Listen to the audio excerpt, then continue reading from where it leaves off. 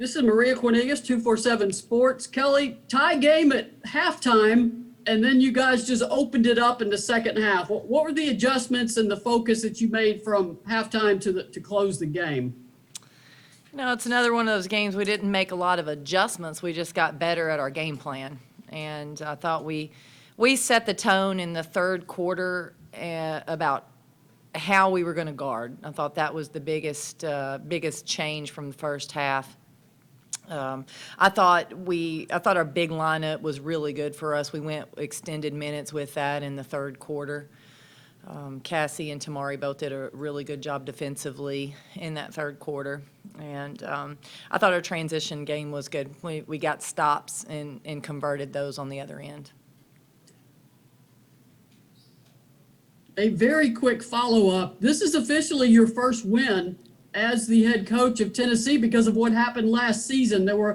Took 713 days to get to this point. Just how big is this win for you personally and for your team? Well, before the game, I told them this is a long time coming. And I'm not just talking about the 2 weeks we've spent between the SEC tournament and the NCAA tournament. This has been a long time coming, and for all women's basketball athletes this year. But I know I was really looking forward to it. I hate that we missed last year. I hate that we didn't have that opportunity to have that and grow from that. But it was fun. I wanted our players to go out and enjoy the moment because obviously last year you see how quickly you can get these taken away. All right, our next question is for Jordan Kramer with WATE. You can unmute yourself, Jordan. Hey, Kellie, Jordan Kramer, WATE. Career high in rebounds for Jordan Walker. What just kind of allowed her to play so aggressively today, and how much was that something you worked on during the 2 weeks off? Jordan Walker is competitive, and she is tough-nosed, plays hard. She gets in. She's a really good rebounder, and I know when you look at our team, that's not one of them you'd pick out and check mark that she's a really good rebounder, but she is, and a lot of that's just effort. And I think people forgot to tell her that she's not as big as some of these other players. She doesn't care. She'll stick her nose in it, and I thought she made a lot of really good hustle plays for us today. Our next question is from Will Backus from Knoxville News. You can unmute yourself.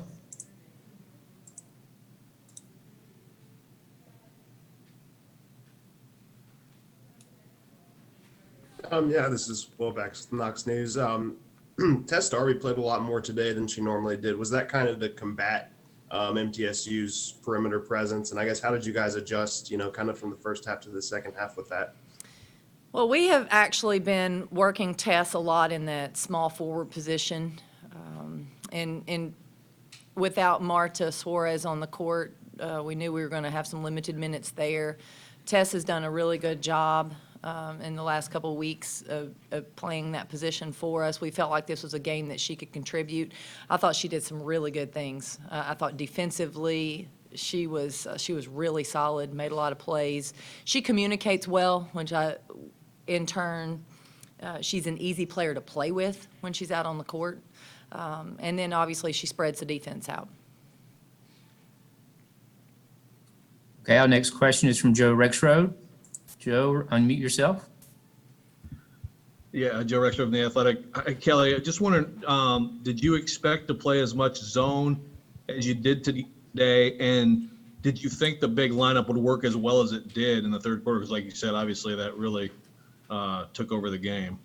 Well, we did. We've been practicing a lot on our zone, and when we got the draw, we knew this was a possibility to run our zone. And I thought our team, as the game went on, I thought we got better and better in our zone. Our big lineup was really good in the first half. The minutes that we played, I wanted to protect them a little bit, go with our four-guard lineup defensively to finish that half, but was really excited about getting that big lineup back out there in the third quarter to see what they could do. And I thought they did a really nice job.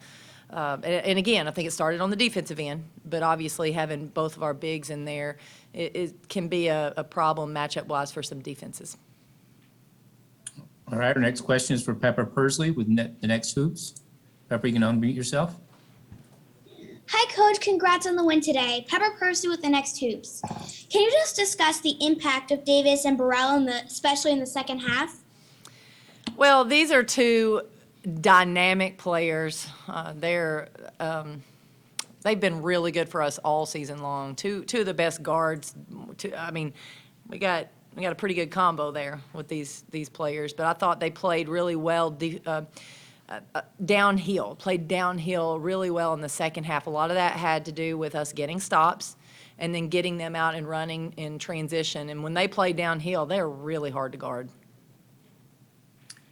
Our next question is for Luis Fernandez from WBIR TV. Luis, you can unmute yourself.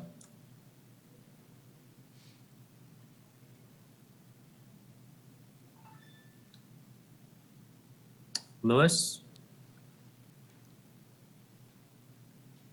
All right, we'll move on to our next question.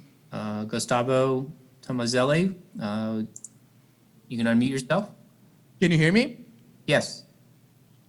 Coach, how much do you see your team improvement develop from that SEC semifinal versus South Carolina to today? You had that long period of, practicing and waiting. How do you see your team coming from that loss to today's game? Well, I think a couple things that we've been able to do. One was work on our zone defense there that really helped us today. We knew we would need that, and so that's been really good for us.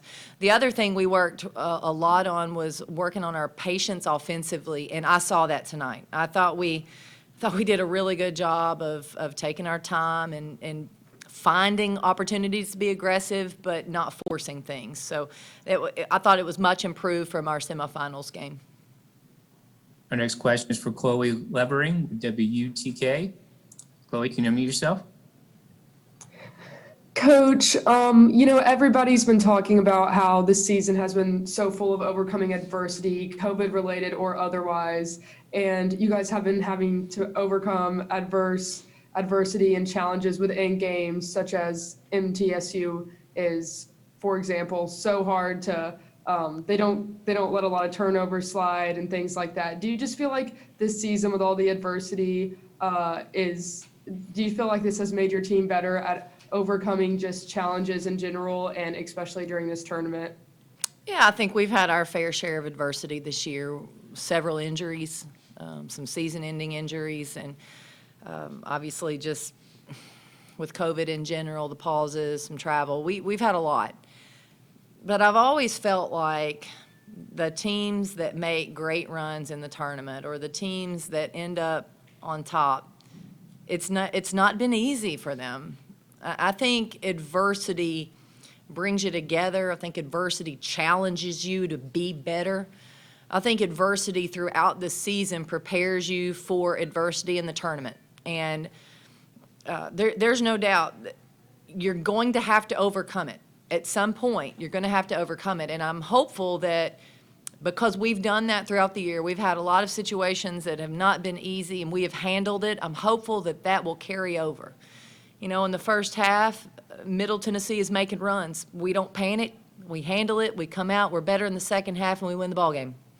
I think having adversity is important. You don't go out and look for it, but when you have it, I think you've got to utilize it as a positive.